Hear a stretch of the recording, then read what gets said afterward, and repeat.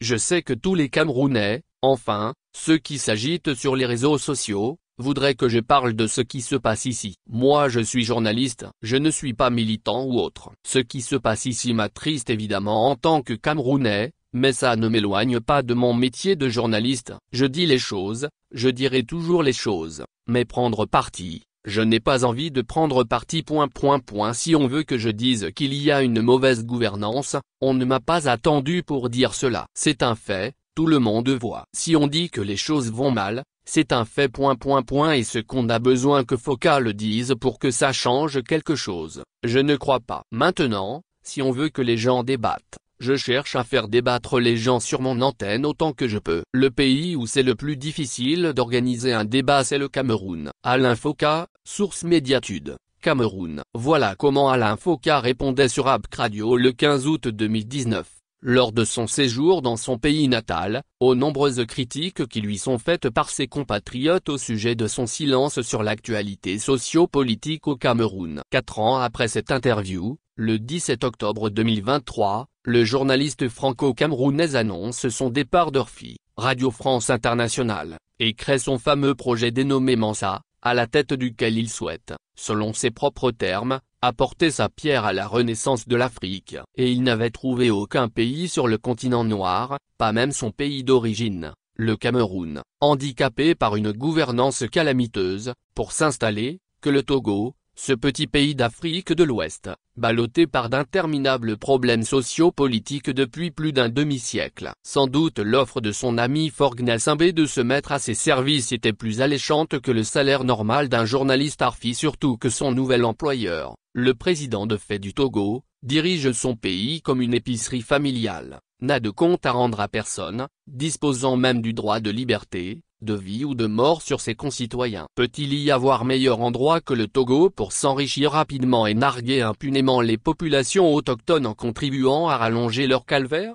Le 14 février 2024, évoquant le rôle obscur et surtout dangereux du truand camerounais autour de Forgue Gnassingbé, nous nous adressions à lui dans un article dans le journal Liberté en ces termes. Nous voulons rappeler à l'ancien journaliste RFI que des intelligences dangereuses, pernicieuses et hostiles au peuple togolais, il y en a déjà plusieurs autour du président de fait du Togo. Des intelligences diaboliques, autour de la présidence togolaise, capables de démontrer qu'un plus un n'est pas forcément deux, et que le soleil au Togo ne se couche pas à l'ouest, font voir de toutes les couleurs aux Togolais depuis des décennies. C'est pourquoi nous disons non à ce mercenaire de la plume nommé Alain Foka. Monsieur Alain Foka, le malsain plan qui se cache derrière votre panafricanisme et derrière votre machin dénommé Mensa est mis à nu. Et sachez que les grandes sommes d'argent qui vous sont versées et qui vous servent à mener une vie de pacha, sont volées aux populations togolaises qui végètent dans une misère indescriptible. Monsieur Alain Foka nous dit qu'il a mis sur pied son projet Mensa pour apporter sa pierre à la renaissance de l'Afrique et pour cette fin notre journaliste choisit un pays sous le joug d'une dictature familiale de presque 60 ans dont les populations cherchent le départ depuis plusieurs décennies, et n'ont récolté jusqu'à présent qu'assassinats, emprisonnement et départ massif en exil. Et comme ceux qui prétendent diriger le Togo sont de mauvaise foi, en commençant par Forgue Gnassingbé, ils mettent en pratique les conseils d'un aventurier sans foi ni loi comme Alain Foka qui n'est même pas juriste et dont le pays de naissance, le Cameroun, est dans une situation politique, encore plus dramatique. Pourquoi n'a-t-il pas commencé sa renaissance de l'Afrique par son pays natal mal en point sur tous les plans? Aujourd'hui nous comprenons bien que le départ de RFI du journaliste camerounais n'était pas le fruit du hasard, c'est bien Forgue Gnassingbé qui l'en a débauché avec la promesse d'une vie de prince auprès de lui au Togo, surtout pour utiliser les balivernes que ce dernier raconte, comme argument pour faire changer la constitution togolaise par une assemblée nationale aux ordres.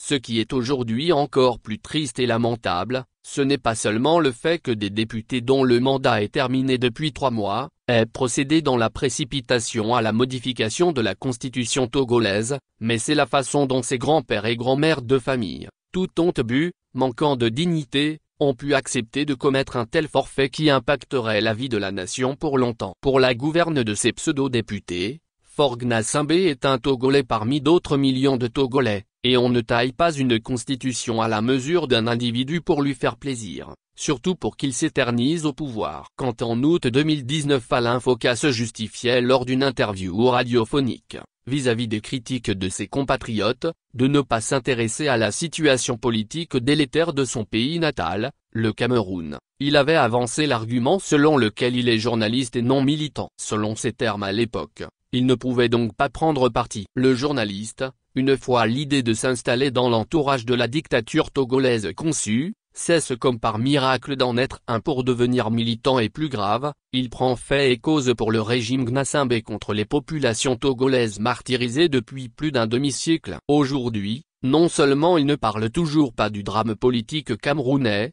mais il apporte son soutien à un régime décrié sur tous les plans, pour que le drame togolais ne prenne pas fin. Ça s'appelle malhonnêteté, banditisme, ou truanderie intellectuelle. Ceux qui se ressemblent s'assemblent, dit-on. À voir comment les choses se passent. Tout le monde peut constater que Faure Gnassingbé et Alain Foka entrent parfaitement dans ce schéma de dictateurs et d'aventuriers sans vergogne qui profitent du panafricanisme à la mode pour arriver à leurs fins personnelles. Le premier pour s'éterniser au pouvoir et le second pour s'enrichir rapidement et impunément sur le dos d'un peuple qui tire le diable par la queue depuis très longtemps à cause d'une gouvernance inhumaine.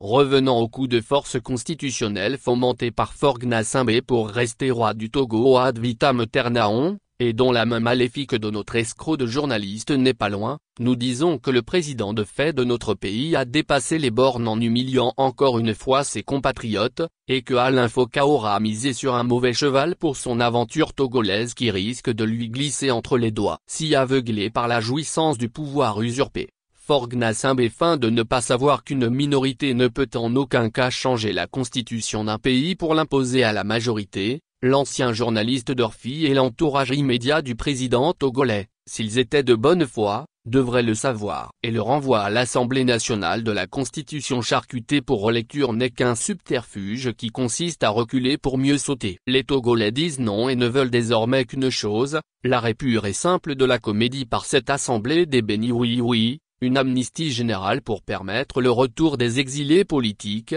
la libération de tous les prisonniers politiques, l'organisation des assises nationales où il sera décidé des conditions du départ de Faure Gnassingbé du pouvoir et la mise en place d'une transition dont la durée reste à être fixée.